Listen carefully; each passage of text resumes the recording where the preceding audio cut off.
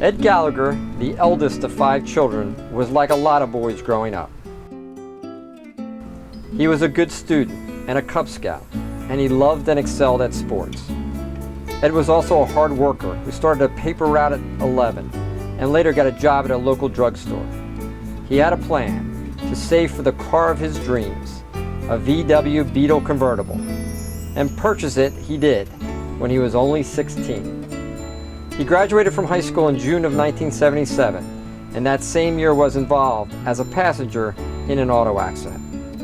Ed then would begin his lifelong journey to fight back to recover what that accident had cost him. Ed is a gentleman in his 50s who, at the age of 17, was in a car accident. He was a passenger in a car, and he was ejected from the car.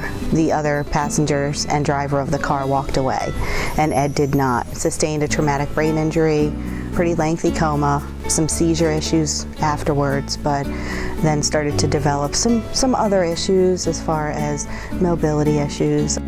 As he's aging, his illnesses are getting a little bit more serious, but Ed is the kind of guy who loves to bounce back from those kind of illnesses, and he's a fighter. Ed received a scholarship from Fighting Back several years ago, and Fighting Back has helped Ed tremendously just in his access to the community and his ability to do what he wants to do, which is to be strong and to show people that he's capable of things that a lot of people in the past have told him he can't do. He's very proud. He's a proud guy. He's the oldest of 5 siblings, and being the oldest of 5 siblings, he likes to show off what he can do and let people see that he's somebody that, you know, despite what other people have said to him about not being able to do certain things, Ed has shown that he definitely can.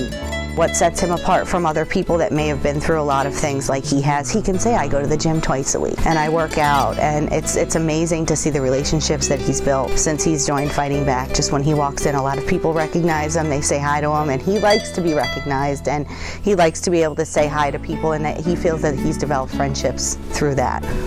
We do utilize some of the videos taken from the Fighting Back award ceremonies to show people what kind of access these guys have outside of REMED to the community and what kind of a connection that is for them. And Randy's video with his award was something that has been utilized with many trainings so that people can see the connection that Fighting Back gives these clients to their lives and their access to the community, and just to see what kind of support that they have outside of REMED.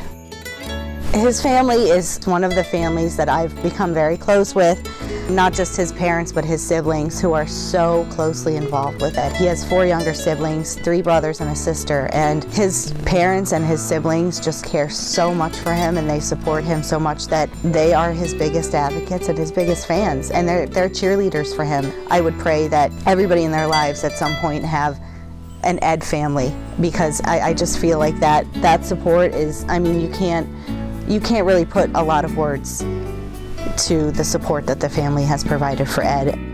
When Ed gets sick, they drive down here and they stay at his bedside, and it's no different than when he had his original accident years ago. His mother and father still sit with him at his bedside when he's in the hospital. They support him and they advocate for him, and just to see that and to be able to talk to them regularly and have that relationship with them means a lot to me.